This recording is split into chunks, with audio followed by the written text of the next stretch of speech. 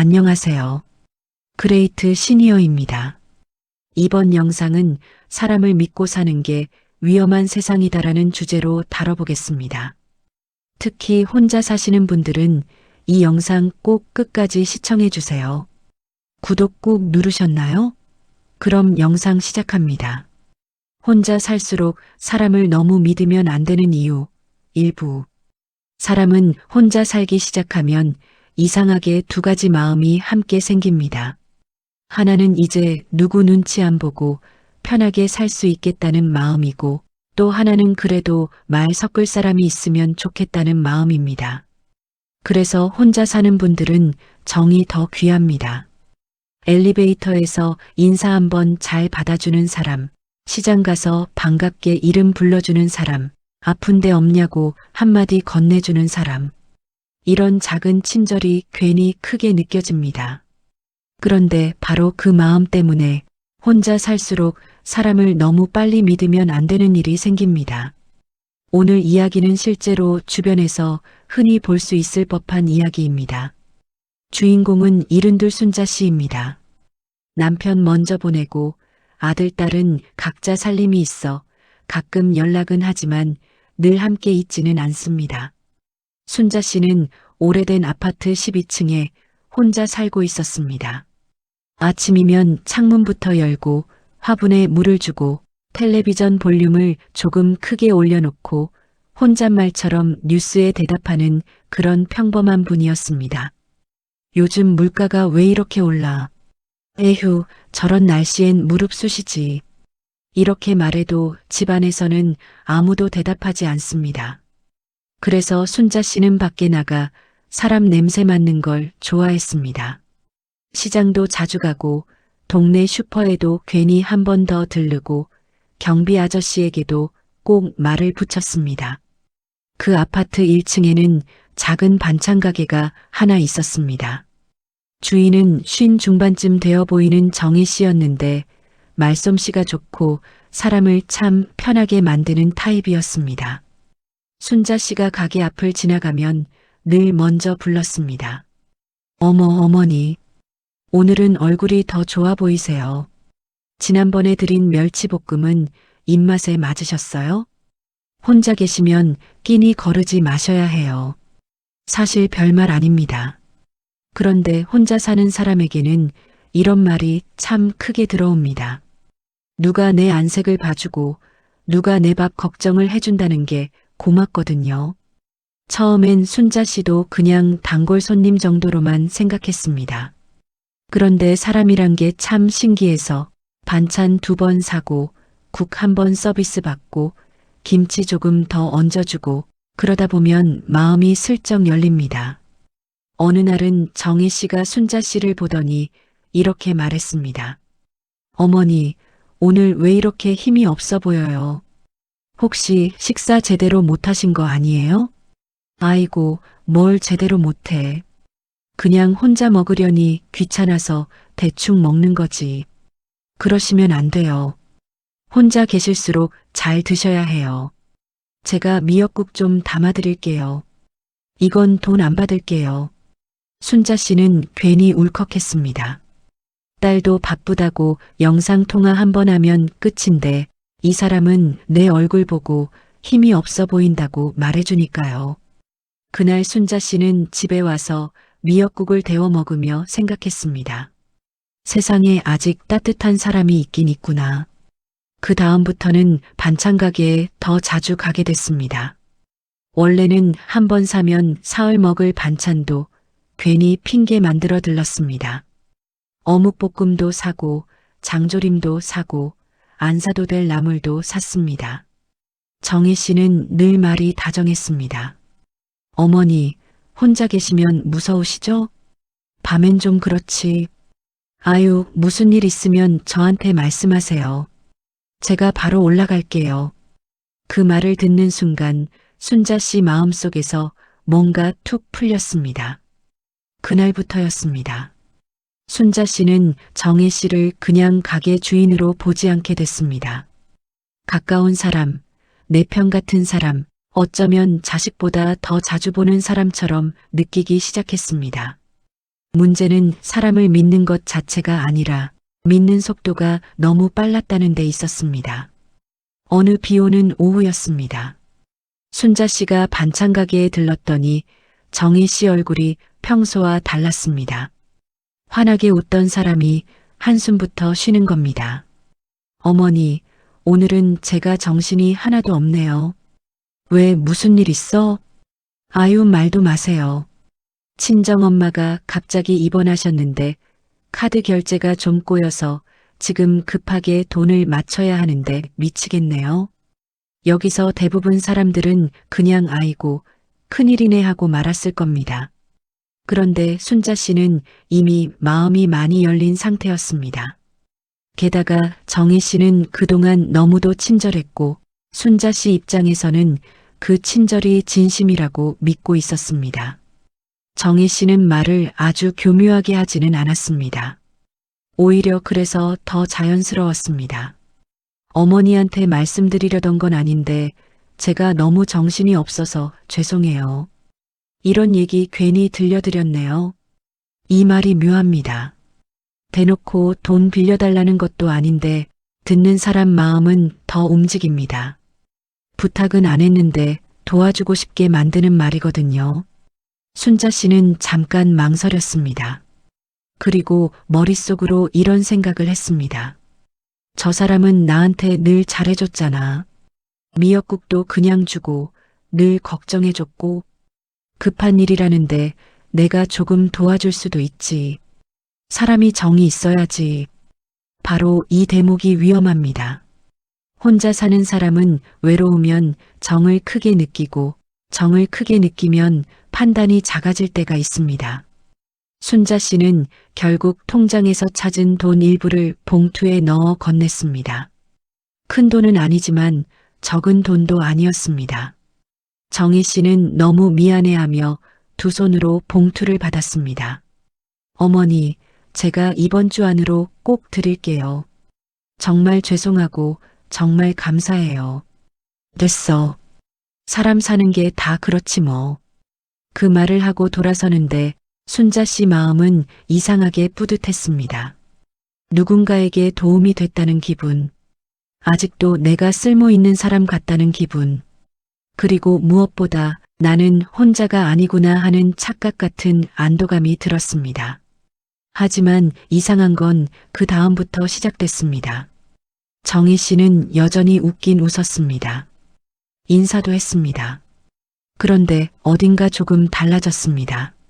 전처럼 먼저 오래 말을 붙이지 않았고 반찬 가게 앞에 가도 어머니 잠깐만요 하며 바쁜 척을 했습니다.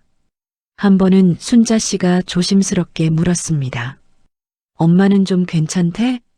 아유, 아직 정신없어요. 제가 나중에 말씀드릴게요. 그때부터 순자 씨 마음속에도 가느다란 금이 가기 시작했습니다. 나중에라는 말이 하루가 되고 이틀이 되고 일주일이 됐습니다. 그래도 순자 씨는 스스로를 달랬습니다. 진짜 바쁜가 보지. 병원 일이면 정신없을 수도 있잖아. 괜히 내가 돈 얘기부터 하면 속 좁아 보이잖아. 혼자 사는 분들이 자주 하는 실수가 여기 있습니다. 상대가 불편해할까봐, 내가 이상하게 보일까봐 정작 해야 할 말을 계속 미룹니다.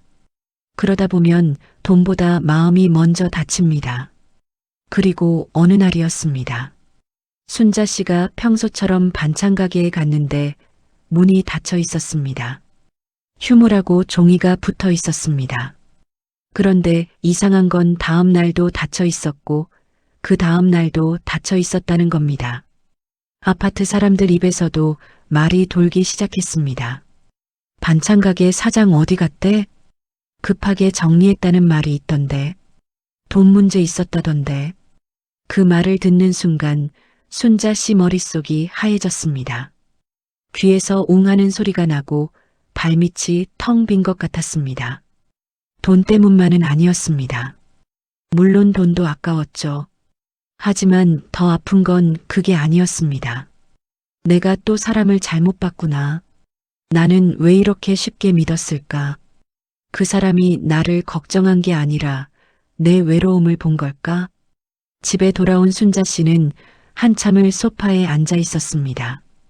텔레비전에서는 웃긴 예능이 나오고 있었는데 하나도 웃기지 않았습니다. 냉장고를 열어보니 그 집 반찬통이 하나 남아 있었습니다. 순자 씨는 그걸 한참 쳐다보다가 문득 허탈하게 웃었습니다. 미역국 한 그릇에 내가 마음을 다 줬네. 그 말이 참 씁쓸했습니다. 사람을 믿는 건 나쁜 일이 아닙니다. 정이 많은 것도 죄가 아닙니다. 문제는 상대를 충분히 알기 전에 내 마음부터 먼저 다 내어주는 겁니다. 특히 혼자 살수록 더 그렇습니다. 외롭기 때문에 따뜻한 말 한마디에 마음이 더 빨리 움직이고 그러다 보면 경계선이 생각보다 쉽게 무너집니다. 혼자 사는 사람에게 제일 필요한 건 사람을 안 믿는 차가운 성격이 아니라 천천히 믿는 습관입니다. 잘해준다고 다 내 사람은 아닙니다. 자주 본다고 다 믿을 사람도 아닙니다. 내 안색을 물어봐 준다고, 내 밥을 걱정해 준다고, 그 사람 마음까지 다 따뜻하다고 단정하면 안 됩니다. 사람은 말이 아니라 시간이 증명해줘야 합니다. 친절보다 중요한 건 일관성이고 다정함보다 중요한 건 책임감입니다. 순자 씨는 그날 이후 한동안 누구와도 길게 말을 섞지 않았습니다. 경비 아저씨가 인사해도 짧게만 대답했고 시장에 가도 괜히 사람 얼굴부터 살폈습니다. 그러다 어느 날 딸이 오랜만에 들렀다가 엄마 표정을 보고 깜짝 놀랐습니다. 엄마, 무슨 일 있었어? 아무 일 없어. 그 얼굴이 아무 일 없는 얼굴이야? 순자 씨는 한참 망설이다가 결국 조용히 입을 열었습니다. 사람이 너무 반갑게 대해주면 그게 참 고맙잖아. 그런데 혼자 살면 그 고마움이 커져서 눈이 잘 안 보여. 딸은 아무 말 없이 한참 엄마 손만 만졌습니다. 순자 씨는 그날 처음 알았습니다. 외로울수록 사람 보는 눈이 흐려질 수 있다는 걸요. 그리고 더 놀라운 일은 그 다음에 벌어집니다. 순자 씨는 반찬가게 일로 상처받은 뒤 다시는 누구도 쉽게 안 믿겠다고 다짐했습니다. 그런데 사람 일이라는 게 참 이상해서 정작 더 큰 일은 믿지 않겠다고 마음먹은 뒤에 찾아옵니다. 다음 날 저녁 초인종이 울렸습니다. 문 밖에는 처음 보는 남자가 서 있었습니다.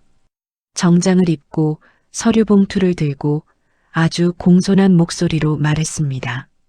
어머님, 잠깐만요. 아랫집 관련해서 확인드릴 게 있어서 왔습니다. 순자 씨는 그 순간 문고리를 잡은 손에 힘이 들어갔습니다. 과연 순자 씨는 이번에는 다르게 행동할 수 있을까요?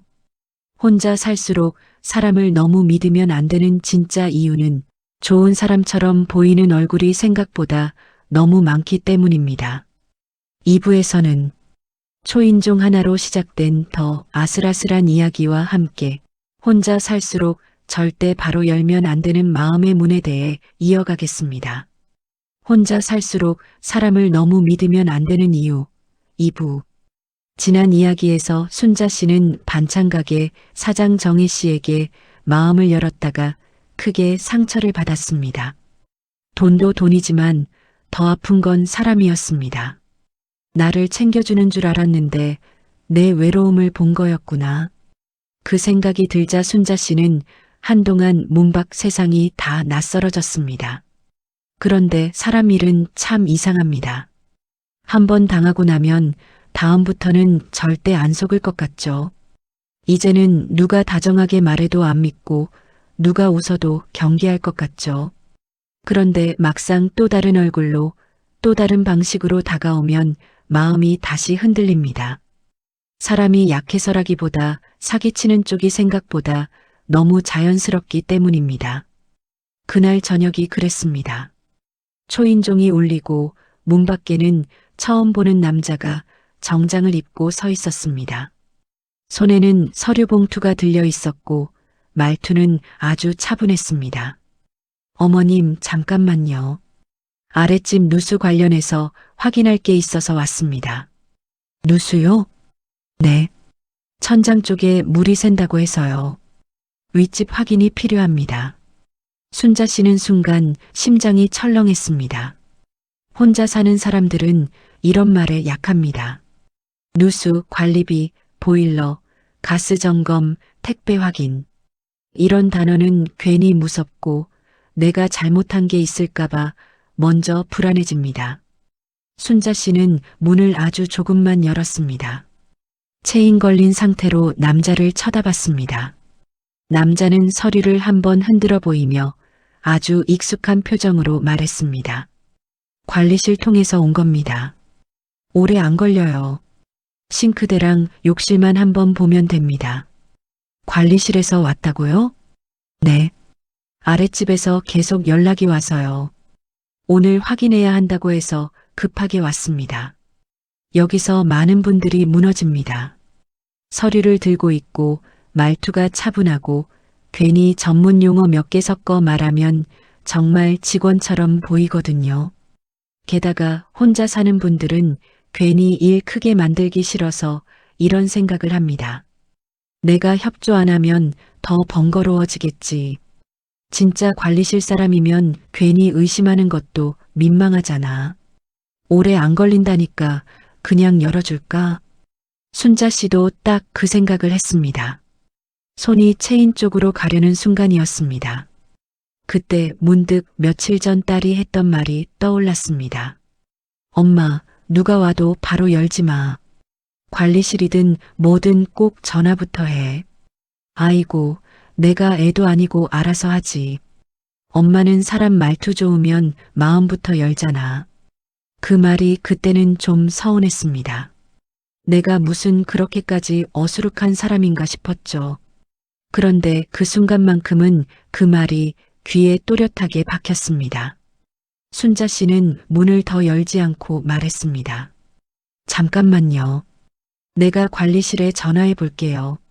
남자의 얼굴이 아주 미세하게 굳었습니다. 정말 잠깐이었지만 순자 씨는 그걸 봤습니다. 아, 어머님. 굳이 그러실 필요 없고요. 제가 지금 다른 집도 가봐야 해서 빨리 끝내야 합니다. 그래도 내가 확인은 해야지. 어머님, 저희도 일하는 사람인데 그렇게까지 하시면 곤란합니다. 바로 이 대목이 중요합니다. 정상적인 사람은 확인한다고 화내지 않습니다. 오히려 그러세요. 확인하세요 하고 기다립니다. 그런데 수상한 사람들은 꼭 여기서 조급해집니다. 급하게 몰아붙이거나 괜히 상대를 민망하게 만들거나 나를 못 믿느냐는 식으로 나옵니다. 순자 씨 심장이 더 빨리 뛰기 시작했습니다. 그래도 떨리는 손으로 전화기를 들었습니다. 관리실 번호를 누르는데 손끝이 자꾸 미끄러졌습니다. 문 밖 남자는 한숨을 쉬며 발끝으로 바닥을 툭툭 쳤습니다. 전화가 연결됐습니다. 여보세요, 관리실이죠? 네, 맞습니다. 지금 누수 때문에 직원 보냈어요? 누수요? 아닙니다. 저희 쪽에서 보낸 사람 없습니다. 그 한마디를 듣는 순간 순자 씨 등줄기로 식은땀이 쫙 흘렀습니다. 문 밖 남자도 그 분위기를 눈치챘는지 갑자기 말투를 바꿨습니다. 아, 제가 동 대표 쪽에서 직접 연락받고 온 건데 전달이 안 됐나 보네요. 이런 사람들의 무서운 점은 거짓말이 들켜도 바로 다음 거짓말을 만든다는 겁니다. 당황하지도 않습니다. 오히려 더 자연스럽게, 더 익숙하게 새로운 말을 꺼냅니다. 하지만 달랐습니다. 순자 씨는 더 이상 설명을 듣지 않았습니다. 관리실에서 아니래요. 가세요. 어머님, 아니 잠깐만요. 말씀을 그렇게 하시면 가시라고요. 목소리는 떨렸지만 분명했습니다. 문을 닫으려는 순간 남자가 문틈에 손을 넣으려다 말았습니다. 순자 씨는 그대로 문을 닫고 잠금 장치를 2번, 3번 확인했습니다. 그리고 문에 등을 기대고 주저앉았습니다. 다리가 후들거렸고 손바닥은 땀으로 젖어 있었습니다. 텔레비전에서는 저녁 드라마 소리가 나오고 있었지만 하나도 귀에 안 들어왔습니다. 순자 씨는 한참을 그대로 앉아 있다가 중얼거렸습니다. 큰일 날 뻔했네. 그날 밤 순자 씨는 잠이 오지 않았습니다. 생각할수록 화도 나고 무섭기도 하고 스스로가 한심하기도 했습니다. 정의일 겪고도 또 10번 했네. 내가 확인 안 했으면 어쩔 뻔했어. 저 사람이 진짜 집 안까지 들어왔으면. 혼자 사는 집은 문 하나가 참 큽니다. 문만 닫혀 있으면 내 세상인데 그 문을 한번 잘못 열면 남의 의도가 내 집 안까지 들어옵니다. 그래서 혼자 살수록 필요한 건 힘센 팔이 아니라 문 앞에서 한 번 더 생각하는 습관입니다. 다음 날 아침 순자 씨는 경비실에 내려가 어젯밤 일을 조심스럽게 말했습니다. 경비 아저씨는 깜짝 놀라더니 얼굴을 찌푸렸습니다. 어머님, 그 사람 어제 다른 동에도 돌았던 모양입니다. 뭐라고요? 비슷한 핑계 대고 문 열어달라고 했대요. 다행히 다들 확인해서 그냥 보냈다고 하네요. 그 말을 듣는 순간 순자 씨는 가슴이 철렁하면서도 이상하게 분했습니다. 나만 노린 게 아니었다는 안도감도 잠깐 이 아파트에서 혼자 사는 노인들 문 앞을 돌며 저런 말을 했다는 생각에 속이 뒤집혔습니다. 경비 아저씨는 말을 이었습니다. 혼자 계시는 분들일수록 누수다, 가스다, 택배다 하면 깜짝 놀라시니까요. 그걸 노리는 거죠. 순자 씨는 멍하니 고개를 끄덕였습니다. 그러고 보니 맞는 말이었습니다. 정희 씨는 정을 노렸고 어젯밤 그 남자는 불안을 노렸습니다. 결국 사람을 너무 믿으면 안 되는 이유는 단순합니다. 세상에는 좋은 사람도 많지만 내 외로움이나 내 불안을 먼저 읽고 그 틈으로 들어오는 사람도 있기 때문입니다. 혼자 살수록 더 조심해야 하는 건 사람을 미워하라는 뜻이 아닙니다. 누가 다정하다고 바로 마음 열지 말고, 누가 급하다고 바로 문 열지 말고, 누가 친절하다고 바로 내 사정부터 말하지 말라는 뜻입니다. 사람은 천천히 보고, 문은 확인하고 열고, 도움은 공식적인 곳을 통해 받는 것. 이 세 가지만 지켜도 큰일을 많이 막을 수 있습니다. 하지만 이야기는 여기서 끝나지 않습니다. 며칠 뒤 순자 씨는 딸의 권유로 휴대폰에 저장된 번호들을 정리하기 시작했습니다. 병원 번호, 관리실 번호, 경비실 번호, 딸 번호, 아들 번호를 맨 위에 올려놓고 모르는 번호는 받지 않기로 마음먹었습니다. 그런데 바로 그날 오후였습니다. 휴대폰이 울렸습니다. 화면에는 딸 이름이 떴습니다. 순자 씨는 아무 의심 없이 전화를 받았습니다. 엄마, 나 지금 너무 급해. 말 길게 못해. 순자 씨는 벌떡 일어났습니다.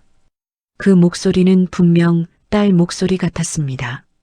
그런데 이상하게도 딸이 평소에는 절대 하지 않을 말을 바로 이어서 꺼냈습니다. 3부에서는 문보다 더 위험한 전화 한 통, 그리고 가족 목소리까지 흉내내는 세상에서 혼자 사는 사람이 꼭 조심해야 할 마음의 허점을 이어서 들려드리겠습니다. 혼자 살수록 사람을 너무 믿으면 안 되는 이유 3부. 지난 이야기에서 순자 씨는 누수 점검을 핑계로 집안에 들어오려던 수상한 남자를 가까스로 막아냈습니다. 그 일 이후 순자 씨는 스스로 다짐했습니다. 이제는 아무리 다정한 얼굴도 쉽게 믿지 않겠다고, 아무리 급한 말도 바로 받아들이지 않겠다고 말입니다. 그래서 딸이 휴대폰에 저장된 번호들을 정리해주자 마음이 조금 놓였습니다. 관리실 번호, 경비실 번호, 병원 번호, 딸 번호, 아들 번호. 이제는 모르는 번호 안 받고 꼭 확인하고 움직이자. 순자 씨는 나름대로 아주 단단해졌다고 생각했습니다. 그런데 이상하게도 사람을 가장 쉽게 흔드는 건 낯선 사람의 목소리가 아니라 익숙한 사람의 목소리일 때가 있습니다. 그날 오후 순자 씨 휴대폰에 딸 이름이 떴습니다. 반가운 마음에 얼른 전화를 받았습니다. 엄마, 나 지금 너무 급해. 말 길게 못해. 딸 목소리였습니다. 조금 숨이 차 있고 다급해 보이긴 했지만 분명 딸 같았습니다. 순자 씨는 바로 긴장했습니다. 왜 무슨 일 났어? 엄마, 나 지금 거래처 쪽에서 송금 처리해야 되는데 휴대폰이 꼬여서 인증이 안 돼. 내가 나중에 다 설명할게. 일단 엄마가 좀 보내줘야 해. 얼마를? 엄마, 빨리 좀. 지금 나 진짜 큰일 나게 생겼어. 순자 씨 가슴이 철렁 내려앉았습니다. 딸은 원래 꼼꼼한 성격이라 이런 말을 잘 안 하는 아이였습니다. 그런데 또 사람 마음이란 게 참 이상합니다. 평소에 안 그럴수록 더 큰일 같아 보입니다. 게다가 혼자 있는 집에서 자식의 다급한 목소리를 들으면 생각보다 이성이 빨리 흐려집니다. 순자 씨는 안경을 급하게 찾으며 물었습니다. 어디로 보내면 되는데? 그러자 전화기 너머 목소리가 아주 빠르게 말을 쏟아냈습니다. 내 계좌 말고 다른 쪽으로 먼저 넣어야 돼. 내가 지금 설명할 시간이 없어. 엄마, 나 믿지? 나중에 바로 갚을게. 그 순간이었습니다. 순자 씨 손이 멈췄습니다. 이상했습니다. 딸이 나 믿지? 라는 말을 한 것이 이상했습니다. 딸은 평소에 급해도 엄마 미안한데 좀 부탁할게라고 말하는 아이였지 저렇게 몰아붙이듯 말하는 아이는 아니었습니다. 그리고 더 이상한 건 하나가 더 있었습니다. 딸은 언제나 순자 씨를 엄마라고 부른 뒤 한 박자 쉬고 말했는데 지금은 말이 너무 빠르고 너무 조급했고 무엇보다 딸 특유의 투덜거림이 없었습니다. 목소리는 비슷했지만 결이 조금 달랐습니다. 순자 씨는 조심스럽게 물었습니다. 너 지금 어디야?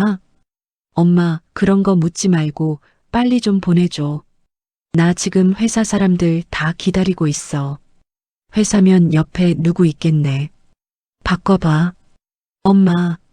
그 한마디가 거의 짜증처럼 튀어나왔습니다. 순자 씨는 순간 가슴이 서늘해졌습니다. 자식이 급하면 목소리가 올라갈 수는 있습니다. 그런데 확인을 싫어하는 급함은 조금 달랐습니다. 순자 씨는 딸이 어릴 때부터 있던 습관 하나를 떠올렸습니다. 딸은 긴장하면 꼭 손톱 주변 살을 뜯었고 전화할 때면 자주 아, 진짜라는 말을 중간에 넣었습니다. 사소하지만 오래 본 사람만 아는 버릇이었습니다. 그런데 지금 전화 속 목소리에는 그런 게 하나도 없었습니다. 너무 매끈했고 너무 목적만 뚜렷했습니다. 순자 씨는 떨리는 목소리로 말했습니다. 너 예은이 이름이 뭐였더라? 전화기 너머가 잠깐 조용해졌습니다. 순자 씨가 갑자기 손주 이름을 물은 이유는 단순했습니다. 딸이라면 너무 당연히 아는 이야기니까요. 하지만 진짜 가족끼리는 너무 당연한 질문 앞에서 오히려 자연스럽습니다. 가짜는 이런 데서 멈칫합니다. 잠깐의 정적 뒤 목소리가 다시 나왔습니다. 엄마, 지금 그런 얘기할 때 아니잖아. 그 한마디에 순자 씨는 확신했습니다. 너 우리 딸 아니지. 엄마, 무슨 소리야. 나 맞다니까. 우리 딸이면 애 이름 바로 말하지. 누구야 너. 전화기 너머 숨소리가 거칠어졌습니다. 그리고 다음 순간 아이의 목소리가 달라졌습니다. 차갑고 짧은 남자 목소리였습니다. 할머니, 괜히 시간 끌지 마세요. 순자 씨는 그대로 전화를 끊었습니다. 손이 덜덜 떨렸고 휴대폰이 손바닥에서 미끄러질 뻔했습니다. 바로 딸에게 다시 전화를 걸었습니다. 몇 번 신호가 가고 나서 진짜 딸 목소리가 들렸습니다. 엄마, 왜? 그 순간 순자 씨 눈물이 왈칵 쏟아졌습니다. 너 맞지? 엄마, 왜 그래? 무슨 일 있어? 방금 내 목소리로 전화 와서 돈 보내라더라. 딸은 한동안 말을 잇지 못했습니다. 그러더니 놀란 목소리로 말했습니다. 엄마, 나 회사야. 나 그런 전화 안 했어. 엄마, 보내진 않았지? 안 보냈어. 다행이다. 엄마, 앞으로는 나 이름 떠도 바로 믿지 말고 꼭 다시 끊고 직접 걸어. 알았지? 순자 씨는 소파에 털썩 앉았습니다. 다리에 힘이 풀렸습니다. 문 밖에서 사람을 막아낸 날보다 더 무서웠습니다. 그날은 낯선 얼굴이라도 있었지. 이번에는 믿는 사람의 목소리를 하고 들어왔으니까요. 한참 뒤 딸이 퇴근도 미루고 달려왔습니다. 현관문이 열리자마자 순자 씨는 딸 얼굴을 붙잡고 한참 쳐다봤습니다. 진짜 얼굴, 진짜 눈빛, 진짜 숨소리. 전화 속 목소리 하나만으로도 이렇게 사람 마음이 휘청일 수 있다는 게 믿기지 않았습니다. 딸은 식탁에 앉아 물을 한 잔 따라드리며 말했습니다. 엄마, 요즘은 목소리까지 흉내내는 사기도 많대. 세상이 왜 이렇게 됐냐? 그러니까 더 조심해야 해. 급할수록 바로 믿지 말고 끊고 다시 전화해야 돼. 순자 씨는 멍하니 고개를 끄덕였습니다. 그리고 문득 이런 생각이 들었습니다. 정희 씨는 정을 이용했고 누수 남자는 불안을 이용했고 방금 전화한 사람은 가족에 대한 사랑을 이용했습니다. 결국 혼자 살수록 사람을 너무 믿으면 안 되는 이유는 세상이 나를 속이려 할 때 항상 같은 얼굴로 오지 않기 때문입니다. 어떤 날은 친절한 이웃 얼굴로 오고 어떤 날은 관리실 직원 얼굴로 오고 어떤 날은 내 자식 목소리로 옵니다. 그래서 혼자 사는 사람에게 제일 필요한 건 사람을 미워하는 마음이 아니라 확인하는 습관입니다. 아무리 다급해도 바로 보내지 말 것. 아무리 반가운 목소리여도 끊고 다시 걸 것. 아무리 그럴듯해도 혼자 판단하지 말고 한 사람에게 더 물어볼 것. 이것만 지켜도 마음을 지킬 수 있습니다. 그날 밤 딸은 순자 씨 휴대폰에 새로운 이름 하나를 저장해 줬습니다. 이름은 아주 단순했습니다. 절대 바로 보내지 말기. 순자 씨는 그 글자를 한참 바라보다가 씁쓸하게 웃었습니다. 내가 혼자 산다고 해서 혼자 판단하면 안 되는구나. 그런데 이상한 건 일이 여기서 끝나지 않았다는 겁니다. 며칠 뒤 순자 씨는 오랜만에 주민센터에 갔다가 우연히 같은 동에 사는 박말순 씨를 만났습니다. 말순 씨는 얼굴이 반쯤 넋이 나가 있었습니다. 왜 어디 아파? 아픈 게 아니라 나 큰일 났어. 무슨 일인데? 말순 씨는 주변을 한번 살피더니 작은 목소리로 말했습니다. 나 어제 집에 사람 들였어. 순자 씨 눈이 커졌습니다. 그리고 그 다음 이야기를 듣는 순간 등골이 다시 서늘해졌습니다. 순자 씨가 겨우 막아낸 그 문 앞의 일이 다른 집에서는 끝내 안에서 벌어졌던 겁니다. 사부에서는 혼자 사는 노인의 집안으로 들어온 사람, 그리고 더 늦기 전에 절대 알려주면 안 되는 집안 정보에 대해 이어가겠습니다. 혼자 살수록 사람을 너무 믿으면 안 되는 이유, 사부. 지난 이야기에서 순자 씨는 딸 목소리를 흉내낸 전화를 가까스로 걸러냈습니다.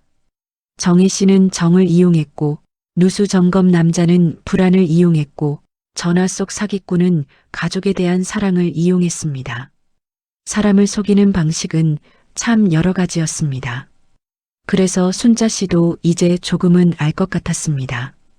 혼자 살수록 더 무서운 건 힘센 사람이 아니라 내 마음이 흔들리는 순간을 너무 잘 아는 사람이라는 걸 말입니다. 그런데 며칠 뒤 주민센터 앞에서 만난 박말순 씨는 순자 씨가 생각했던 것보다 훨씬 더 안 좋은 표정을 하고 있었습니다. 눈밑은 푹 꺼져 있었고 입술은 바짝 말라 있었고 말끝마다 숨이 가빴습니다. 왜 어디 아파? 순자 씨가 묻자 말순 씨는 고개를 저었습니다. 그리고 아주 작은 목소리로 말했습니다. 아픈 게 아니라 나 어제 집에 사람 들였어. 순자 씨는 그 말에 가슴이 철렁했습니다. 말순 씨도 같은 아파트에 혼자 사는 분이었습니다. 남편 먼저 보내고 아들은 지방에 있고 딸은 외국에 산다고 했습니다. 평소엔 조용하고 깔끔한 분이었는데 지금은 손가락 끝까지 떨고 있었습니다. 누굴 들였다는 거야? 소방 점검 나온 사람이라더라. 뭐? 경보기 확인한다고. 오래 안 걸린다고 해서. 순자 씨는 말순 씨를 주민센터 벤치 쪽으로 데리고 갔습니다. 말순 씨는 주변을 몇 번이나 살피더니 조용히 이야기를 꺼냈습니다. 전날 오전이었습니다. 초인종이 울려서 나가보니 파란 조끼를 입은 젊은 남자가 서 있었습니다. 목에는 무슨 카드 비슷한 게 걸려 있었고 손에는 서류철이 들려 있었습니다. 어머님, 이번 주 소방 점검 안내 받으셨죠? 아니, 못 받았는데. 아, 경비실 통해서 공지 내려갔는데 못 보셨나 보네요. 요즘 혼자 계신 분들 집 화재 사고가 많아서 경보기랑 가스 차단 장치 같이 확인하고 있습니다. 혼자 사는 분들이 약한 말이 있습니다. 안전, 점검, 사고 예방, 무료 확인. 이런 말이 나오면 괜히 거절하기 어렵습니다. 나 때문에 문제가 생기면 어쩌나 싶고 내가 놓친 게 있나 싶고 괜히 귀찮게 하면 더 민폐 같기도 합니다. 말순 씨도 그랬습니다. 처음에는 문만 조금 열고 서 있었습니다. 그런데 남자는 말투가 아주 공손했고 좁기도 그럴듯했고 무엇보다 계속 이렇게 말했습니다. 혼자 계시는 어르신들 먼저 해드리고 있어요. 금방 끝납니다. 어머님 댁은 오래된 아파트라 꼭 확인하셔야 해요. 바로 그 말이 문제였습니다. 혼자 계시는 어르신들 먼저. 그 말은 걱정처럼 들리지만 듣는 순간 내 상황을 들킨 기분도 함께 듭니다. 아, 이 사람은 내가 혼자 사는 걸 아는구나. 그런데 이상하게도 그걸 무섭게 느끼기보다 누군가 내 처지를 이해해주는 것처럼 느낄 때가 있습니다. 혼자 사는 사람일수록요. 말순 씨는 결국 문을 열었습니다. 남자는 집 안에 들어오자마자 아주 자연스럽게 주방부터 훑어봤습니다. 가스레인지 옆, 싱크대 아래, 거실 천장, 안방 문 쪽을 차례로 보더니 서류철을 넘겼습니다. 그리고 고개를 끄덕이며 말했습니다. 어머님, 경보기가 오래돼서 교체 권고 대상이네요. 그래요? 지금 바로 바꾸실 수는 없고요. 일단 신청부터 들어가야 합니다. 그런데 집 구조를 좀 적어야 해서 몇 가지만 여쭤볼게요. 여기서부터가 시작이었습니다. 남자는 펜을 들고 아무렇지 않게 물어봤습니다. 여긴 혼자 사세요? 예. 자녀분들은 근처에 사시고요? 아들이 지방에 있고 딸은 멀리 있어요. 아, 그러시구나. 낮에는 주로 집에 계시고요? 네, 요즘은 거의 집에 있죠. 말순 씨는 그때까지만 해도 그게 왜 문제인지 몰랐습니다. 그냥 점검하는데 필요한 정보인가 보다 했습니다. 하지만 지금 와서 생각해보면 그건 집 구조를 묻는 게 아니라 생활 패턴을 캐는 질문이었습니다. 혼자 사는지, 가족은 가까이 있는지, 낮에 집에 있는지, 언제 혼자 있는지, 모두 집안의 안전 정보가 아니라 집안의 약점을 확인하는 질문이었던 겁니다. 남자는 점검하는 척 거실장 쪽도 힐끗 보고 안방 문 앞도 한번 보고 냉장고 위에 붙은 메모지도 슬쩍 쳐다봤다고 했습니다. 혼자 사는 분들 집엔 종종 병원 예약 날짜, 자식 전화번호, 택배 비밀번호, 약 먹는 시간 같은 메모가 눈에 잘 띄는 자리에 붙어 있습니다. 편하라고 붙여두는 건데 잘못된 눈이 들어오면 그게 다 정보가 됩니다. 말순 씨가 가장 후회한 건 바로 그 다음이었습니다. 남자가 점검을 마치는 척하며 말했습니다. 어머님, 요즘은 혼자 사시면 조심하셔야 돼요. 누가 와도 문 함부로 열지 마시고요. 그러게요. 나도 요즘 겁나요. 그러시죠. 그러면 집에 현금 같은 건 안 두시는 편이 좋습니다. 에이, 나야 얼마 있지도 않아요. 그래도 혹시 몰라서요. 이 말도 너무 자연스럽습니다. 현금 어디 있냐가 아니라 현금 두지 마세요라고 말하면 사람은 오히려 안심합니다. 그래서 말순 씨도 별 생각 없이 대답해 버렸습니다. 큰 돈은 없고 병원비 하라고 통장에 조금 넣어놨지. 아, 잘하셨네요. 통장 비밀번호는 자녀분만 아시고요. 그런 건 내가 기억하지. 그 말을 하고 나서도 말순 씨는 몰랐습니다. 내가 지금 얼마나 많은 정보를 내 입으로 꺼내고 있는지요. 남자가 돌아가고 나서도 처음에는 별일 아닌 줄 알았습니다. 오히려 요즘 점검도 꼼꼼하게 하네 하고 넘겼습니다. 그런데 그날 저녁부터 이상한 기분이 들기 시작했습니다. 현관문을 잠갔는데도 괜히 불안했고 집안이 낯설게 느껴졌습니다. 내가 허락해서 드렸는데도 이상하게 누가 집안을 다 보고 간 기분이 들었다고 했습니다. 그리고 다음 날 아침이었습니다. 말순 씨는 평소처럼 안방 서랍을 열었다가 그대로 굳어버렸습니다. 도장과 통장이 들어있던 작은 지퍼백이 없었습니다. 순자 씨는 그 이야기를 듣고 말문이 막혔습니다. 설마 그 사람이? 나도 처음엔 아니겠지 했지. 그런데 누가 또 오지도 않았어. 택배도 없었고 청소하시는 분도 안 오셨고 경찰엔 신고했어? 했지. 그런데 내가 문 열어줬고 얼굴도 제대로 못 봤고 이름도 가짜일 수 있다고 하더라. 말순 씨 목소리가 거기서 뚝 끊겼습니다. 얼마나 놀랐는지 얼마나 자책했는지 얼굴만 봐도 알 수 있었습니다. 내가 바보 같지? 아니야. 아니긴. 혼자 산다고 누가 걱정해 주는 줄 알고 괜히 말 다 해버리고 집까지 들이고 내가 문 열지만 않았어도. 순자 씨는 그 말에 쉽게 대답하지 못했습니다. 왜냐하면 남일 같지 않았으니까요.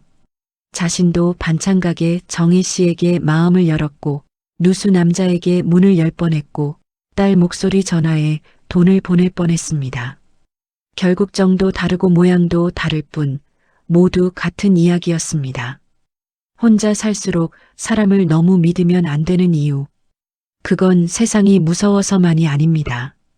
내가 외롭고 내가 불안하고 내가 누군가의 설명을 필요로 할 때 판단이 빨라지기 때문입니다. 그리고 여기서 꼭 기억해야 할 것이 있습니다. 혼자 사는 사람이 절대 쉽게 알려주면 안 되는 정보들이 있습니다. 내가 혼자 산다는 말, 자식이 멀리 산다는 말, 낮에 집에 혼자 있다는 말, 집안에 도장이나 통장이 어디 있는지 알 수 있는 말, 비밀번호를 유추할 수 있는 말, 내 병원 다니는 시간, 자주 집 비우는 시간, 택배 놓는 위치 같은 생활 습관. 이건 비밀스러운 사람이 되라는 뜻이 아닙니다. 그냥 내 삶의 문을 너무 쉽게 열어주지 말라는 뜻입니다. 말순 씨는 결국 은행부터 가서 통장 정지를 걸고 도장 분실 신고를 하고 경찰서에도 다녀왔다고 했습니다. 그 하루 동안 무릎이 풀려서 계단도 제대로 못 올라갔다고 했습니다. 돈을 잃어서도 힘들지만 그보다 더 무서운 건 내 집안을 누가 다 보고 갔다는 감각이 오래 남는다고 했습니다. 그날 순자 씨는 집으로 돌아오면서 이상하게 현관문 손잡이만 봐도 마음이 쓰였습니다. 이 작은 손잡이 하나가 내 세상과 밖을 나누는데 누구를 믿느냐에 따라 이 문이 보호막이 되기도 하고 구멍이 되기도 하는구나 싶었습니다. 집에 들어온 순자 씨는 냉장고 옆에 붙어 있던 메모지부터 떼었습니다. 딸 전화번호, 병원 예약 날짜, 택배 기사에게 남기는 문구, 이런 것들을 한참 내려다보다가 조용히 서랍에 넣었습니다. 그리고 현관 쪽으로 걸어가 문고리를 다시 확인했습니다. 찰칵, 찰칵. 2번 잠그는 소리가 괜히 든든하게 들렸습니다. 그런데 사람 마음이 참 이상한 게 이렇게 조심해야겠다고 다짐한 날일수록 또 다른 방식의 다정함이 찾아오기도 합니다. 그 주 토요일 오후였습니다. 순자 씨가 시장에서 돌아오는데 엘리베이터 앞에서 젊은 여자가 먼저 말을 걸어왔습니다. 어머님, 지난번에 무거운 장바구니 들고 계신 거 봤는데요. 혹시 제가 위층까지 좀 들어다 드릴까요? 순자 씨는 순간 발걸음을 멈췄습니다. 그 여자는 처음 보는 얼굴이었지만 말투는 참 밝고 예의 바르고 친절했습니다. 그리고 손에는 마트 봉투가 아니라 과일이 담긴 작은 상자가 들려 있었습니다. 저도 혼자 살아서요. 어머님 보면 괜히 신경이 쓰이더라고요. 순자 씨는 그 말에 이상하게 가슴이 살짝 움직였습니다. 또다시 걱정처럼 들리는 친절이 찾아온 겁니다. 과연 이번에는 어떨까요? 정과 불안, 가족 목소리, 점검을 핑계로 한 침입에 이어 이번에는 친절한 이웃 얼굴이 문 앞까지 다가옵니다. 오부에서는 혼자 산다는 공통점 하나로 순식간에 가까워지는 사람, 그리고 가장 경계하기 어려운 좋은 사람처럼 보이는 사람에 대해 이어가겠습니다. 혼자 살수록 사람을 너무 믿으면 안 되는 이유. 5부. 지난 이야기에서 순자 씨는 같은 아파트에 사는 박말순 씨에게서 더 무서운 이야기를 들었습니다. 소방 점검을 핑계로 들어온 사람이 집안을 훑어보고 말 몇 마디로 생활 정보를 알아내고 결국 통장과 도장까지 사라지게 만든 이야기였습니다. 그날 이후 순자 씨는 냉장고 옆 메모부터 떼어냈고 현관문 잠금 장치도 몇 번이나 다시 확인했습니다. 이제는 정말 조심해야겠다고 생각했습니다. 누가 와도 쉽게 문 열지 말고, 누가 묻는다고 사정 다 말하지 말고 친절도 한 번쯤은 의심해 보자고요. 그런데 사람 마음이 참 그렇습니다. 불안한 뒤에는 꼭 따뜻한 것을 찾게 됩니다. 무서운 일을 겪고 나면 더 다정한 말에 마음이 흔들립니다. 그래서 혼자 사는 사람에게 제일 경계하기 어려운 건 대놓고 수상한 사람이 아니라 좋은 사람처럼 보이는 사람입니다. 그 주 토요일이었습니다. 순자 씨는 시장에서 사온 무 하나와 대파, 귤 한 봉지, 두부, 된장, 계란을 들고 아파트에 들어왔습니다. 장바구니가 생각보다 무거워 팔이 당겼습니다. 엘리베이터 버튼을 누르려는데 뒤에서 또각또각 발소리가 들렸습니다. 어머님, 제가 눌러드릴게요. 뒤돌아보니 처음 보는 젊은 여자가 서 있었습니다.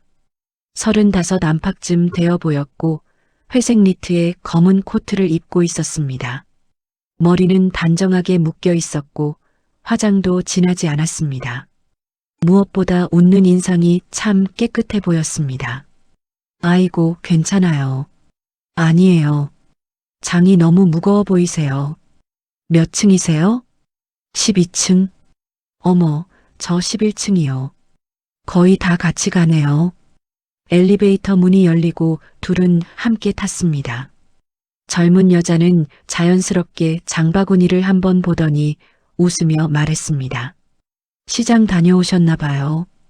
대파 사오신 거 보니까 괜히 집밥 생각나요. 혼자 있으니 해먹는 것도 귀찮지. 맞아요. 저도 혼자 살아서 그런지 요즘 배달만 먹다가 속이 다 상했어요. 그 말이 순자 씨 귀에 쏙 들어왔습니다. 저도 혼자 살아요. 그 한마디가 이상하게 가깝게 느껴졌습니다. 같은 건물, 비슷한 처지, 혼자 산다는 공통점. 사람은 이런 말에 마음이 빨리 풀립니다. 11층에 도착하자 여자는 내리지 않고 말했습니다. 어머님, 제가 위층까지 같이 들어다 드릴게요. 이거 혼자 들고 가시다가 손목 아프세요. 아니에요. 괜찮은데. 금방이에요. 순자 씨는 잠깐 망설였지만 장이 무거운 건 사실이었습니다. 여자는 너무 자연스럽게 장바구니 한쪽을 들었고 둘은 12층까지 함께 올라갔습니다. 현관 앞에 도착했을 때였습니다. 순자 씨가 고맙다고 하자 여자가 환하게 웃으며 말했습니다. 어머님, 저야말로요. 혼자 사는 사람끼리 이럴 때 돕고 살아야죠. 그 말이 참 좋게 들렸습니다. 딱히 과하지도 않았고 억지 친절처럼 보이지도 않았습니다. 순자 씨는 순간 며칠 동안 굳어있던 마음 한쪽이 조금 풀리는 걸 느꼈습니다. 이름이 뭐예요? 저요? 유진이요. 그래, 유진 씨. 고마워요. 별 말씀을요. 다음에 또 봬요. 그날 저녁 순자 씨는 밥을 먹다가 문득 생각했습니다. 세상이 다 무서운 사람만 있는 건 아니구나. 나쁜 일 몇 번 겪었다고 사람을 전부 의심하며 살 수는 없지. 젊은 애가 참 싹싹하고 예의 있네. 그렇게 생각하니 괜히 마음이 한결 부드러워졌습니다. 문제는 그 다음부터였습니다. 유진 씨는 그날 이후 아파트에서 자주 마주쳤습니다. 아침엔 출근하는지 깔끔한 차림으로 인사했고 저녁엔 편한 옷차림으로 분리수거를 하며 웃어 보였습니다. 엘리베이터에서 만나면 늘 먼저 말했습니다. 어머님, 식사는 하셨어요? 어머님, 무릎은 좀 괜찮으세요? 어머님, 오늘은 얼굴이 좀 피곤해 보이세요. 신기한 건 그 말투가 정희 씨처럼 너무 익숙하게 다가오지도 않았고 누수 남자처럼 급하지도 않았고 전화 사기처럼 다급하게 몰아붙이지도 않았다는 겁니다. 너무 적당해서 오히려 더 경계하기 어려웠습니다. 어느 날은 순자 씨 현관문 앞에 귤 2개와 작은 메모가 놓여 있었습니다. 어머님, 친정에서 귤 보내준 게 많아서요. 지나가다 놓고 가요. 따뜻한 저녁 되세요. 마이너스 1103 유진. 순자 씨는 그 메모를 들고 한참 서 있었습니다. 괜히 웃음이 났습니다. 누가 이렇게 작은 걸 챙겨주면 혼자 사는 사람은 그게 크게 느껴집니다. 귤 2개가 아니라 마음 2조각처럼 느껴집니다. 다음날 순자 씨는 답례로 김치전을 조금 부쳐 종이용기에 담아 11층에 가져갔습니다. 초인종을 누르자 유진 씨가 금방 문을 열었습니다. 어머님, 이게 뭐예요? 별건 아니고 전 조금 부쳤는데 혼자 먹기 많아서. 어머, 진짜요? 저 이런 거 너무 좋아하는데. 유진 씨는 진심으로 기뻐하는 것처럼 보였습니다. 집안에서도 깨끗한 비누 향이 났고 작은 화분이 현관 옆에 놓여 있었습니다. 복도에서 잠깐 서서 말만 나눴는데도 순자 씨는 이상하게 안심이 됐습니다. 젊은데도 차분하고 생활도 반듯해 보이고 말도 예의 있고 도움받은 거 잊지 않는 사람 같았습니다. 그날 이후 두 사람은 가끔 복도에서 오래 이야기를 나누게 됐습니다. 유진 씨는 자기가 원래는 결혼했다가 혼자 살게 됐다고 했습니다. 부모는 지방에 있고 서울에선 아는 사람이 거의 없다고 했습니다. 순자 씨가 젊은 사람이 외롭겠다 하자 유진 씨는 씁쓸하게 웃었습니다. 어머님 같은 분 계셔서 오히려 제가 위로받아요. 내가 무슨 위로가 돼? 아니에요. 여기선 다들 바쁘고 얼굴도 잘 안 보잖아요. 그런데 어머님은 보면 꼭 사람 냄새가 나요. 사람 냄새. 그 말을 듣는 순간 순자 씨는 또 마음이 울컥했습니다. 혼자 사는 사람이 제일 약한 말은 외롭겠다도 아니고 도와드릴게요도 아닐 때가 많습니다. 바로 어머님은 참 따뜻해요 같은 말입니다. 내 존재를 좋게 봐주는 말, 내가 아직도 누군가에게 괜찮은 사람으로 보인다는 말. 그런 말은 생각보다 깊이 들어옵니다. 그날 저녁부터 순자 씨는 유진 씨 목까지 반찬을 조금 더 만들기 시작했습니다. 장조림을 하면 작은 통 하나를 덜어놨고 미역국을 끓이면 그릇 하나를 따로 담았습니다. 처음엔 유진 씨가 극구 사양했습니다. 어머님, 이러시면 제가 죄송하죠. 죄송하긴. 혼자 있으면 이런 게 더 고마운 거야. 그럼 저도 다음에 뭐 사오면 꼭 나눌게요. 이 말이 참 자연스러웠습니다. 받기만 하는 사람 같지 않았고 부담만 주는 사람 같지도 않았습니다. 그래서 더 믿음이 갔습니다. 하지만 시간이 조금 지나자 아주 작은 것들이 달라지기 시작했습니다. 어느 비 오는 저녁이었습니다. 유진 씨가 현관 앞에서 순자 씨를 기다리고 있었습니다. 손에 편의점 봉지를 들고 있었고 얼굴은 좀 난처해 보였습니다. 어머님, 죄송한데 혹시 간장 있으세요? 간장? 요리하다가 딱 떨어졌는데 비 오는데 다시 나가기가 그래서요. 진짜 조금만요. 그건 별일이 아니었습니다. 순자 씨는 웃으며 작은 병에 간장을 덜어줬습니다. 다음엔 설탕을 빌렸고 그 다음엔 고춧가루를 조금 빌렸고 한 번은 택배가 늦게 온다며 잠깐 받아줄 수 있냐고 했습니다. 이것도 다 별일 아닌 것들이었습니다. 오히려 이 정도는 이웃끼리 싶었습니다. 그런데 사람 사이가 이상해지는 건 꼭 큰 부탁부터가 아닙니다. 작은 부탁이 너무 자연스러워질 때입니다. 어느 날은 밤 9시쯤 초인종이 울렸습니다. 유진 씨였습니다. 어머님, 죄송한데 휴대폰 충전기 혹시 C타입 있으세요? 있긴 한데 왜? 제 거 갑자기 고장 나서요. 내일 아침까지만 빌릴게요. 순자 씨는 충전기를 빌려주며 웃었습니다. 그런데 그 순간 유진 씨가 아주 아무렇지 않게 한마디를 덧붙였습니다. 어머님은 진짜 다 있으시네요. 혼자 오래 사시면 정리가 잘 되시나 봐요. 이런저런 거 쌓아두게 되지 뭐. 그러게요. 어머님 집은 늘 반듯해서 좋겠어요. 저도 나중에 한번 배워야겠어요. 그 말이 왜인지 모르게 순자 씨 가슴에 걸렸습니다. 아주 잠깐이었지만요. 내 집안을 너무 잘 아는 말 같아서였습니다. 가만히 생각해 보니 유진 씨는 늘 복도에서만 이야기했지만 그 짧은 사이에도 순자 씨 생활을 꽤 많이 알고 있었습니다. 혼자 산다는 것, 딸은 자주 못 온다는 것, 무릎이 좋지 않다는 것, 아침엔 일찍 일어난다는 것, 가끔 병원 가는 날이 있다는 것. 순자 씨가 그냥 지나가는 말로 했던 것들이었습니다. 그날 밤 순자 씨는 물컵을 들고 한참 거실에 앉아 있었습니다.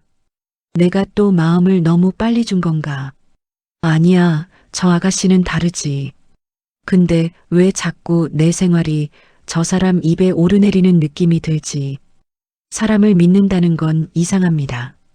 한번 믿기 시작하면 이상한 느낌이 들어도 스스로 그것을 지워버립니다. 좋은 사람이라고 생각한 뒤에는 작은 불편함도 내가 예민한가로 바꾸게 됩니다. 며칠 뒤 순자 씨는 병원 예약이 있어 아침 일찍 나가게 됐습니다. 엘리베이터 앞에서 유진 씨를 마주쳤습니다. 어머님, 오늘 일찍 나가시네요? 병원 좀. 아, 그러시구나. 몇 시쯤 들어오세요? 왜? 아니에요. 그냥 제가 오늘 택배 받을 게 있는데 혹시 없으시면 제가 기사님께 문자 남기려고요. 순자 씨는 그때 또다시 멈칫했습니다. 몇 시쯤 들어오세요? 그 말이 너무 자연스럽게 나왔지만 이상하게 귀에 남았습니다. 점심 전엔 오겠지. 아, 네. 다녀오세요, 어머님. 병원에 다녀오는 내내 그 말이 머릿속을 맴돌았습니다. 왜 굳이 내가 언제 들어오는지 물었을까? 택배 때문이라지만 꼭 알아야 할 일이었나? 그런데 또 돌아서면 스스로를 타일렀습니다. 요즘 내가 너무 예민해진 거야. 사람 하나 좋게 보기도 힘든 세상에 괜한 의심하면 못 쓰지. 다 겪은 일들 때문에 내가 사람을 이상하게 보는 건가? 그런데 진짜 이상한 일은 그날 저녁에 벌어졌습니다. 집에 돌아온 순자 씨는 현관문을 열다 말고 눈을 가늘게 떴습니다. 문 손잡이에 아주 미세하게 흰가루 같은 것이 묻어 있었습니다. 처음엔 벽지 먼지인가 싶었습니다. 하지만 문 아래 바닥에도 같은 가루가 아주 조금 떨어져 있었습니다. 누가 문틈을 만진 것 같은 흔적이었습니다. 순자 씨는 심장이 쿵 내려앉았습니다. 집 안으로 들어와 둘러보니 당장 없어진 건 없어 보였습니다. 그런데 작은 수납장 문이 살짝 어긋나 있었고 현관 옆 우산꽂이 위치도 미묘하게 달랐습니다. 분명히 누가 들어온 흔적 같지는 않았지만 누가 들어오려 했던 흔적처럼 보였습니다. 순자 씨는 복도로 나와 11층 쪽을 내려다봤습니다. 그때 아래층 복도에서 유진 씨 목소리가 들렸습니다. 누군가와 아주 작은 목소리로 통화하는 듯 했습니다. 응, 그 집은 오전에 비는 것 같아. 아니, 아직 확실하진 않아. 순자 씨는 그 자리에서 얼어붙었습니다. 정말 우연이었을까요? 아니면 또다시 좋은 사람처럼 보이는 얼굴 뒤에 다른 속셈이 숨어 있었던 걸까요? 6부에서는 친절한 이웃이 가장 무서울 수 있는 이유, 그리고 혼자 사는 사람이 절대 무심코 말하면 안 되는 짚비는 시간에 대해 이어가겠습니다. 혼자 살수록 사람을 너무 믿으면 안 되는 이유, 6부. 지난 이야기에서 순자 씨는 11층에 사는 유진 씨를 조금씩 믿기 시작했습니다. 장바구니를 들어주고 귤 2개를 건네고 혼자 사는 처지를 이해해주는 것처럼 말하던 젊은 여자였습니다. 처음엔 참 괜찮은 사람 같았습니다. 정혜 씨처럼 노골적으로 다가오지도 않았고 점검 남자처럼 급하게 밀어붙이지도 않았고 전화 사기꾼처럼 다급하게 겁을 주지도 않았습니다. 그래서 더 위험했습니다. 좋은 사람처럼 보이는 사람은 경계선이 늦게 보이기 때문입니다. 그리고 결국 순자 씨는 들었습니다. 복도 아래쪽에서 유진 씨가 누군가와 통화하며 낮은 목소리로 말하는 거려. 응, 그 집은 오전에 비는 것 같아. 아니, 아직 확실하진 않아. 그 말이 귀에 꽂히는 순간 순자 씨 등골이 서늘해졌습니다. 그냥 다른 집 이야기일 수도 있었습니다. 정말 우연일 수도 있었습니다. 하지만 이상하게도 그 말은 자꾸 순자 씨 집 현관문 손잡이에 묻은 흰 가루와 연결됐습니다. 문틈 주변의 낯선 흔적, 수납장 위치에 미묘한 어긋남, 그리고 며칠 전 유진 씨가 물었던 질문. 어머님, 오늘 몇 시쯤 들어오세요? 그 순간부터 모든 장면이 다시 보이기 시작했습니다. 간장 빌리러 온 날, 설탕 빌리러 온 날, 충전기 빌리러 온 날. 그때마다 유진 씨는 집안을 보지 않는 듯 보면서도 아주 자연스럽게 훑고 있었습니다. 현관 옆 수납장, 신발장 크기, 복도 구조, 우산꽂이 위치. 정말 별뜻 없이 본 걸까? 아니면 보기 위해 온 걸까?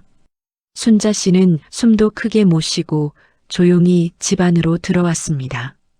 문을 잠그고도 한참 손잡이를 붙잡고 서 있었습니다. 사람 마음이 참 이상한 게 정말 수상하다고 확신이 들어도 마지막까지 스스로를 달래려 합니다. 설마 내가 또 예민한 건가? 저 아가씨가 정말 나쁜 사람이면 그렇게 웃을 수가 있나? 혼자 산다고 자꾸 사람을 의심하면 나만 피곤하지. 하지만 바로 다음 순간 또 다른 생각이 올라왔습니다. 그럼 왜 내가 언제 비는지 묻지? 왜 하필 문에 손 뗀 흔적이 남지? 왜 복도에서 그런 말을 하지? 혼자 사는 사람에게 정말 위험한 건 나쁜 사람을 못 알아보는 것이 아니라 이상한 느낌이 들어도 스스로 그 느낌을 눌러버리는 겁니다. 괜히 사람 의심하는 못된 사람처럼 보일까봐, 내가 너무 예민한가 싶어서, 혹은 괜한 오해면 민망할까봐. 그래서 경고등이 켜져도 자꾸 눈을 감게 됩니다. 그날 밤 순자 씨는 딸에게 바로 전화하지 않았습니다. 이상하게도 아직은 말하기가 좀 부끄러웠습니다. 또 이상한 사람 하나 만났다고 하면 딸이 얼마나 놀랄까 싶었고 한편으로는 아직 확실한 것도 아니라는 생각이 들었습니다. 그래서 순자 씨는 혼자 확인해 보기로 했습니다. 그게 잘못이었습니다. 다음 날 아침 순자 씨는 평소처럼 일찍 일어나 창문을 열었습니다. 그리고 일부러 거실 불을 켜둔 채 텔레비전 소리를 조금 높였습니다. 병원 가는 날도 아닌데 외출하는 척을 해보기로 한 겁니다. 현관문을 열고 일부러 발소리를 크게 내며 나갔다가 엘리베이터 버튼은 누르지 않고 다시 살금살금 집 안으로 들어왔습니다. 문은 잠그지 않았습니다. 도어락이 닫히는 소리가 안 나게 손으로 살짝만 잡고 있었습니다. 심장이 너무 빨리 뛰어서 가슴이 아플 정도였습니다. 내가 지금 뭘 하고 있는 거지? 별일 아니면 진짜 내가 미친 거지. 그런 생각이 들면서도 이상하게 그만둘 수가 없었습니다. 5분쯤 지났을까요? 복도에서 발소리가 들렸습니다. 천천히 조심스럽게 다가오는 발소리였습니다. 순자 씨는 숨을 죽였습니다. 그리고 정말로 현관문 손잡이가 아주 살짝 움직였습니다. 툭! 아주 조심스러운 힘이었습니다. 초인종도 누르지 않았고 부르는 소리도 없었습니다. 그냥 손잡이만 한번 눌러보는 느낌이었습니다. 순자 씨 얼굴에서 핏기가 싹 가셨습니다. 문 밖에 누가 있는지 확인할 용기도 나지 않았습니다. 손잡이는 한 번 더 움직였습니다. 그 다음에는 문틈 쪽에서 무언가를 긁는 아주 작은 소리가 났습니다. 사각. 그 소리를 듣는 순간 순자 씨는 더는 참을 수 없었습니다. 곧바로 딸에게 전화를 걸었습니다. 손이 너무 떨려 2번이나 잘못 눌렀습니다. 왜 엄마? 지금 누가 우리 집 문 만지고 있어. 뭐라고? 내가 지금 안 나간 척 집 안에 있는데 누가 손잡이 만지고 문 쪽을. 딸 목소리가 확 바뀌었습니다. 엄마, 지금 당장 112에 전화해. 그리고 절대 문 열지 마. 바로. 순자 씨는 딸과 통화한 채로 경찰에 신고했고 곧이어 경비실에도 연락했습니다. 문 밖은 다시 조용해졌습니다.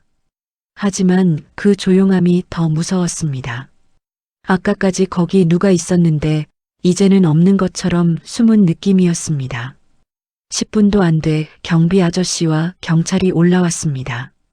복도는 평범해 보였고 11층도 조용했습니다. 유진 씨 집 문도 닫혀 있었습니다. 하지만 경찰이 현관 손잡이와 문틀을 살피더니 눈썹을 찌푸렸습니다. 누가 자주 만진 흔적이 있네요. 정말요? 문틈 쪽도 그렇고요. 정확한 건 더 봐야 하지만 우연치고는 좀 이상하네요. 그때 아래층 문이 열렸습니다. 유진 씨였습니다. 너무도 평범한 얼굴이었습니다. 편한 홈웨어 차림에 머리를 대충 묶고 손에 쓰레기 봉투를 들고 나왔습니다. 어머, 무슨 일이에요? 그 목소리를 듣는 순간 순자 씨는 온몸이 굳었습니다. 어제 복도에서 통화하던 그 목소리, 장바구니를 들어주던 그 목소리, 귤을 문 앞에 놓고 가던 그 목소리, 다 같은 목소리였습니다. 경찰이 간단히 상황을 설명하자 유진 씨는 놀란 얼굴을 했습니다. 그리고 순자 씨를 보며 아주 걱정스러운 표정으로 말했습니다. 어머님, 괜찮으세요? 요즘 정말 무서운 일이 많네요. 그 말이 너무 자연스러워서 오히려 순자 씨는 더 소름이 돋았습니다. 정말 아무것도 아닌 사람처럼 보였습니다. 억울하게 의심받을 수도 있는 평범하고 친절한 이웃처럼 보였습니다. 그래서 이런 사람들은 더 무섭습니다. 증거가 없으면 나만 예민한 사람처럼 보이고 겉모습은 멀쩡해서 누구도 쉽게 의심하지 않습니다. 혼자 사는 사람이 이런 경우에 가장 힘든 건 저 사람이 수상하다는 내 느낌을 남에게 설명하기가 어렵다는 겁니다. 경찰은 우선 문 주변 흔적을 사진으로 남기고 며칠 동안 문 꼭 잠그고 낯선 사람 응대하지 말라고 당부했습니다. 딸은 바로 집으로 달려왔습니다. 현관문 앞에 서 있던 딸은 순자 씨를 보자마자 한숨부터 쉬었습니다. 엄마, 왜 이런 걸 혼자 확인해? 나도 확실히 알고 싶어서. 이제는 절대 혼자 확인하지 마. 이상하면 바로 나한테 말해. 순자 씨는 고개를 숙였습니다. 맞는 말이었습니다. 혼자 오래 살다 보면 자꾸 혼자 판단하려고 합니다. 괜히 자식 귀찮게 하기 싫고 내일은 내가 처리해야 할 것 같고 작은 일까지 말하면 내가 더 약해 보일까 싶어서요. 그런데 세상은 예전과 달랐습니다.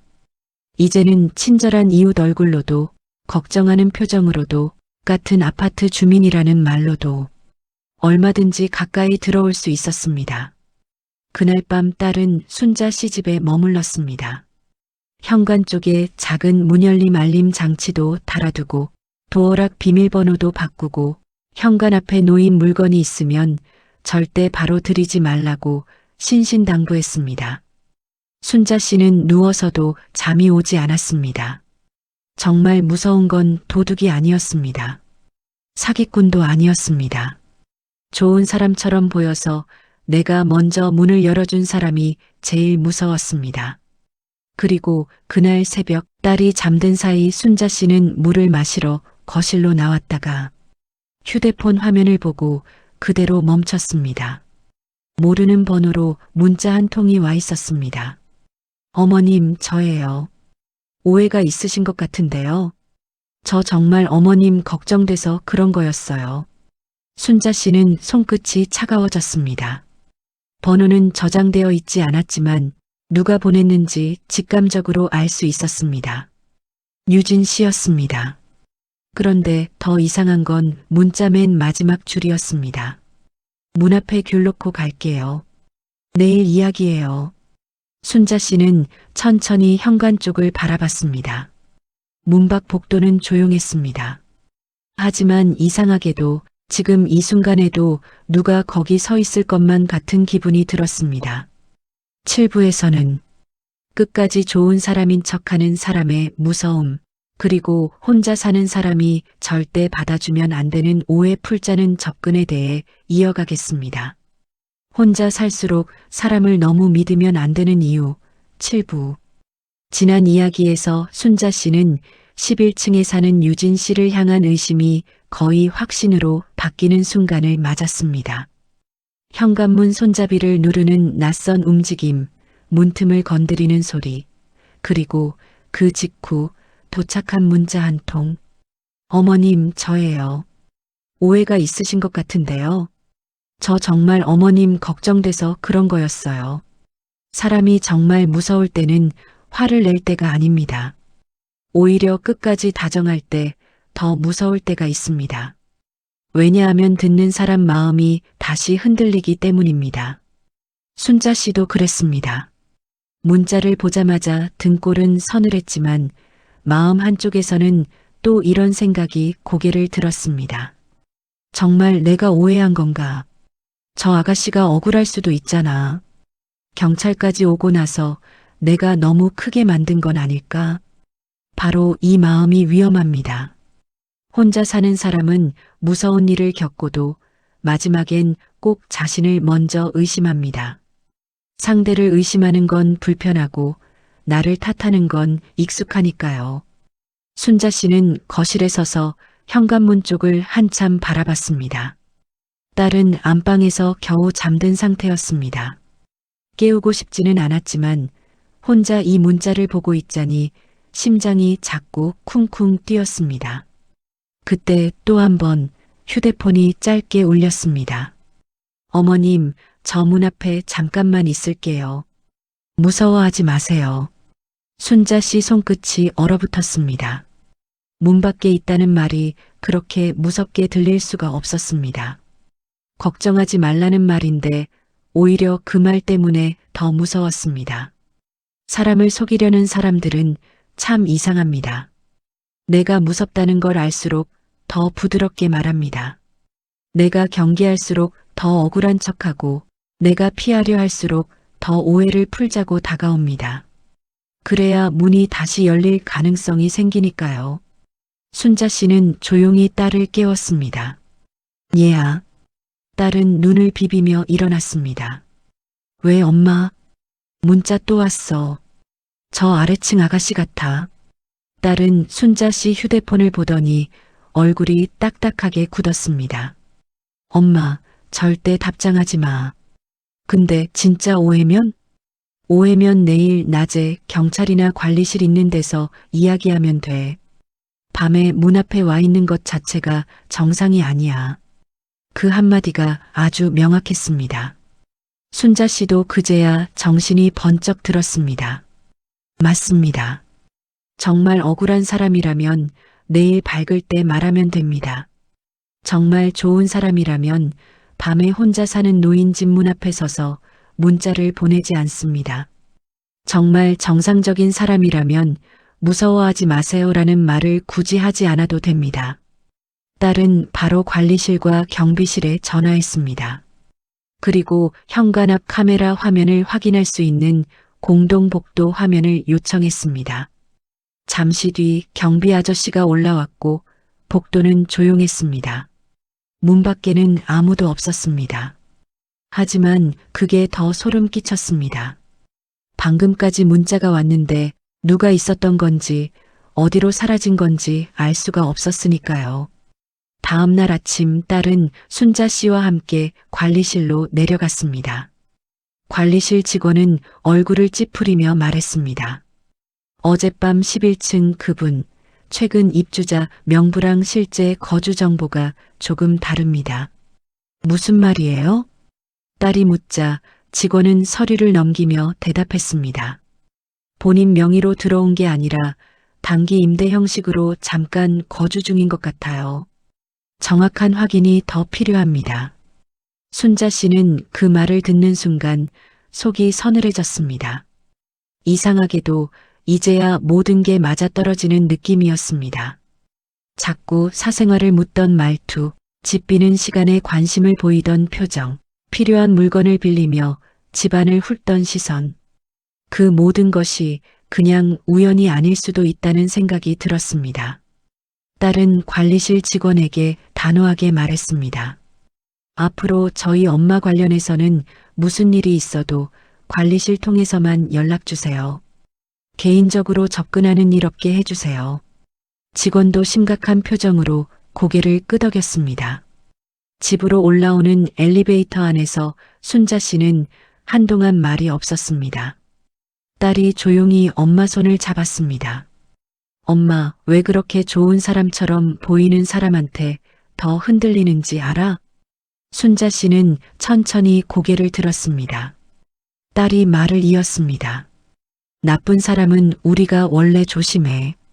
그런데 좋은 사람처럼 보이면, 내 편 같으면, 혼자인 나를 알아주는 것 같으면 마음이 먼저 가잖아. 그래서 더 위험한 거야.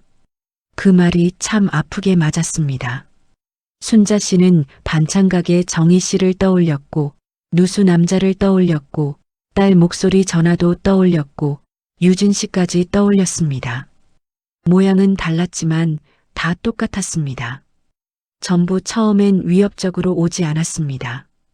도와주는 얼굴, 걱정하는 얼굴, 익숙한 목소리, 착한 이웃의 얼굴로 왔습니다. 그러니까 마음의 문이 먼저 열렸던 겁니다. 그날 오후 딸은 집안을 하나씩 정리하기 시작했습니다.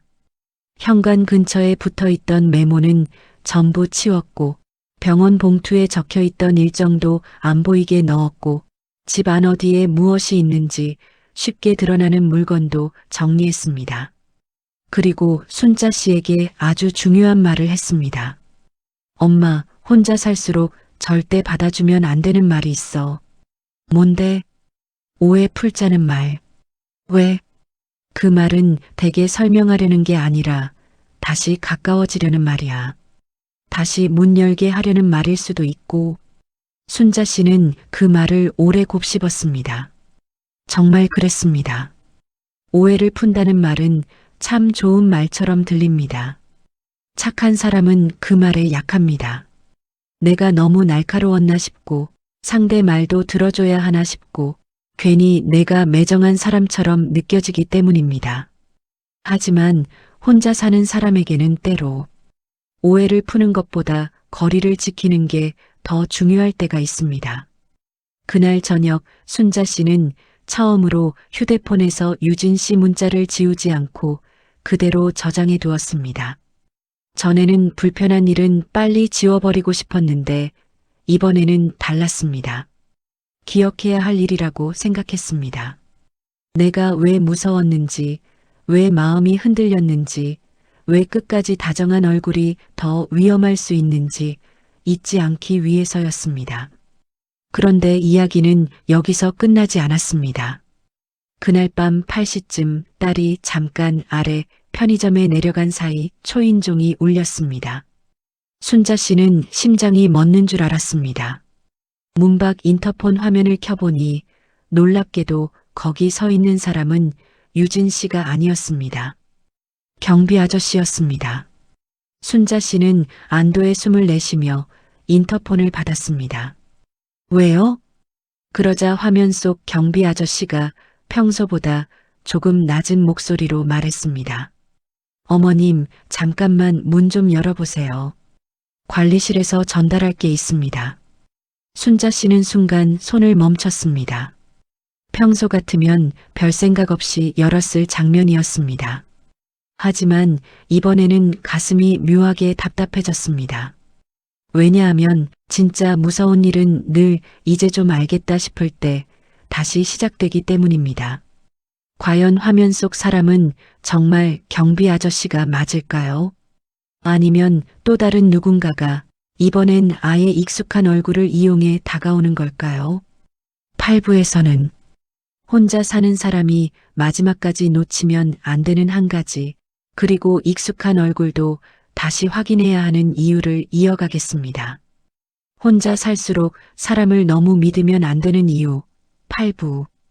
지난 이야기에서 순자 씨는 마침내 알게 됐습니다.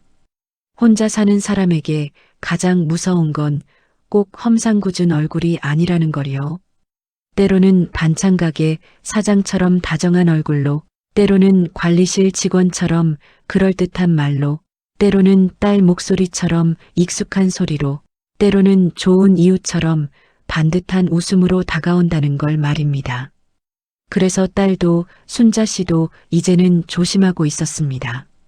문은 바로 열지 않고 전화는 끊고 다시 걸고 낯선 친절은 천천히 보고 오해를 풀자는 접근에도 바로 응하지 않기로 마음먹었습니다. 그런데 그날 밤 딸이 잠깐 아래 편의점에 내려간 사이 초인종이 울렸습니다. 순자 씨는 심장이 철렁했습니다. 조심스럽게 인터폰 화면을 켰습니다.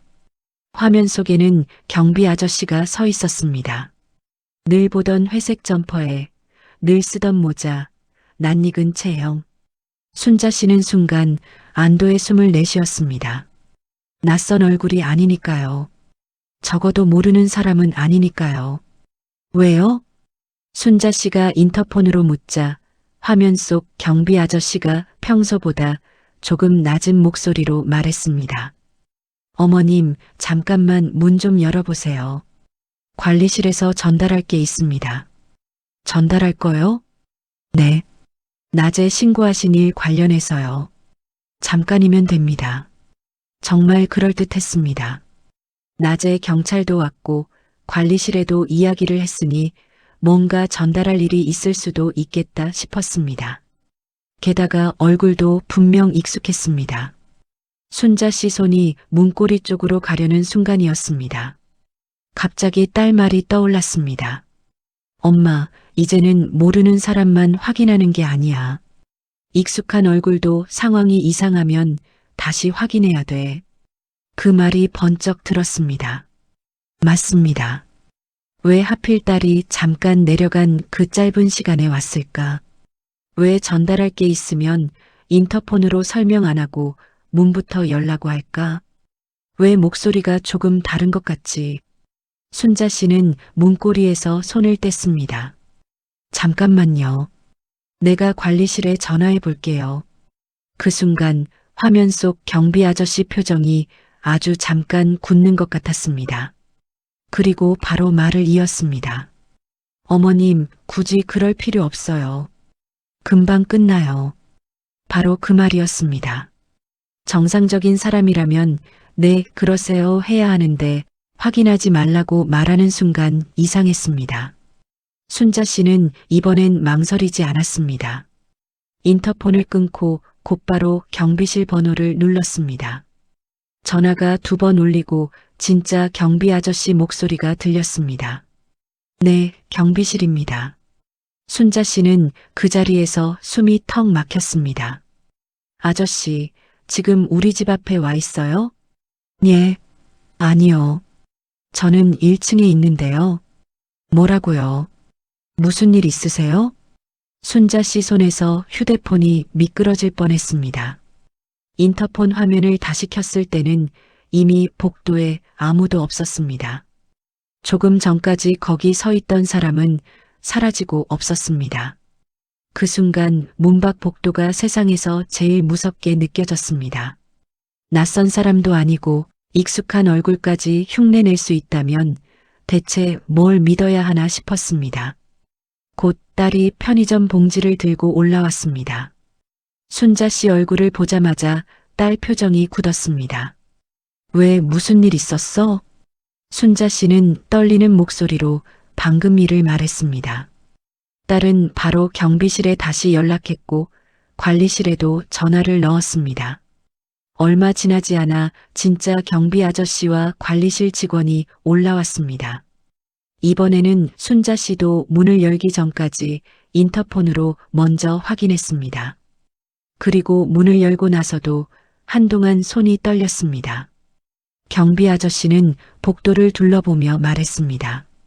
요즘은 경비옷 비슷하게 입고 다니는 사람도 있다더니. 관리실 직원은 인터폰 화면 기록과 복도 카메라를 확인해 보겠다고 했습니다. 딸은 화가 많이 나 있었습니다. 하지만 더 무서운 건 화보다도 그 다음에 찾아온 허탈함이었습니다. 엄마, 이제는 정말 사람 얼굴만 보고 믿으면 안 돼.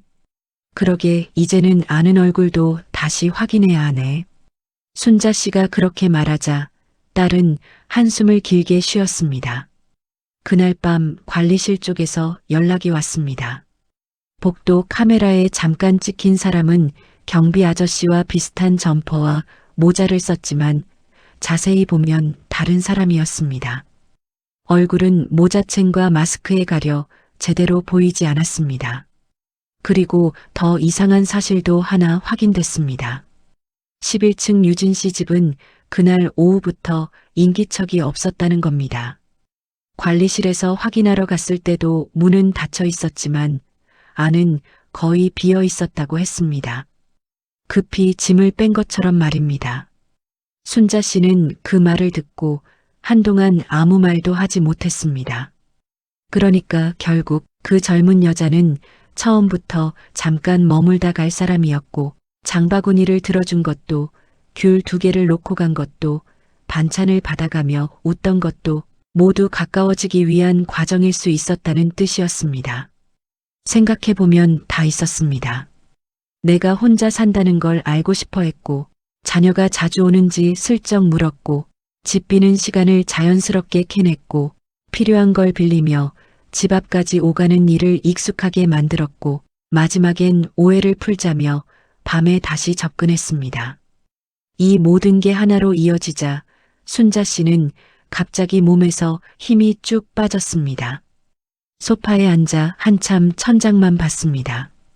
돈을 잃은 것도 아니고 큰 사고를 당한 것도 아니었지만 이상하게 눈물이 났습니다.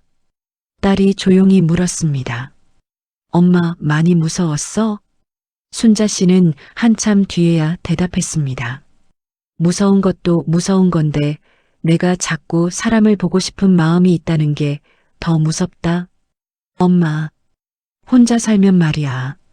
누가 웃어주고 누가 걱정해주고 누가 이름 불러주면 그게 참 크게 들어와. 그러니까 자꾸 믿고 싶어져. 딸은 아무 말 없이 엄마 손을 잡았습니다. 순자 씨는 그 손을 꼭 잡고 있었습니다. 생각해보면 자신이 원한 건 돈도 아니고 큰 도움도 아니었습니다. 그냥 누가 나를 알아봐주고 누가 내 안부를 묻고 누가 내 편 같은 얼굴을 해주는 것.